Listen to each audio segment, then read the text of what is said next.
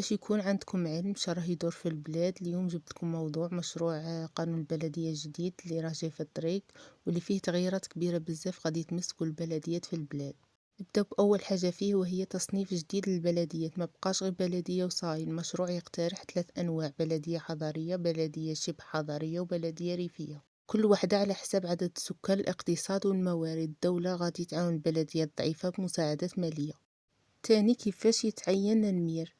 من بعد ما كانوا يديروا تحالفات، المشروع يقترح أنه المير يكون هو اللي جاب أكبر عدد من الأصوات في القائمة اللي ربحت، وإذا تساووا في الأصوات الأصغر سنا هو اللي يولي مير، وإذا كانوا في نفس العمر المرأة تديها.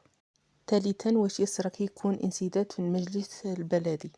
يعني كي المجلس الشعبي البلدي ما يبقاش يخدم كما لازم، مثلا كاين مشاكل بين الاعضاء ولا ما يتفاهموش ولا ما يقدوش يقرروا حتى حاجه، البلديه تولي مشلوله والمواطن هو اللي يخلص.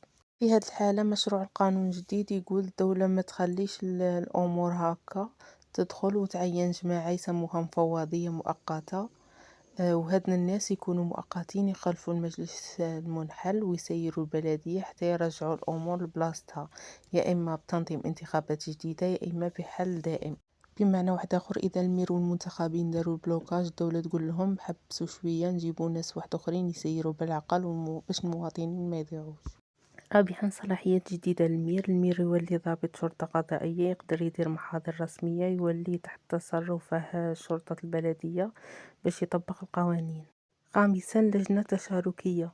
غادي يكون مجلس جديد في كل بلدية، فيه مواطنين، جمعيات، مثقفين، اقتصاديين، يعني الصوت الشعبي يولي حاضر. سادسا، الحركة الجمعوية تقدر تسير مرافق عمومية. الجمعيات تقدر تدير ملاعب، مراكز ثقافية، وهذا يعطيهم دور أكبر في التنمية.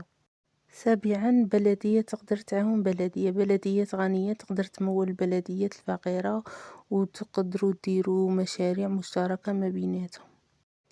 ثامنا، البلدية تقدر تملك أراضي بلا سند. إذا كاين أراضي أو ممتلكات ما عندهاش مالك تروح مباشرة للبلدية.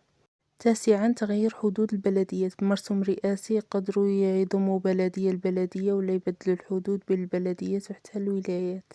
خلاصة القول، مشروع قانون البلدية جديد راه يهدف باش يمد فعالية أكبر للبلديات، صوت المواطن، وصلاحيات أقوى للمير، مع مراقبة صارمة باش ما يكونش تلاعب. إذا عجبكم المحتوى ما تنساوش ديروا لي متابعة، وإذا عندكم سؤال قانوني خلولي في التعليقات. بسلامة.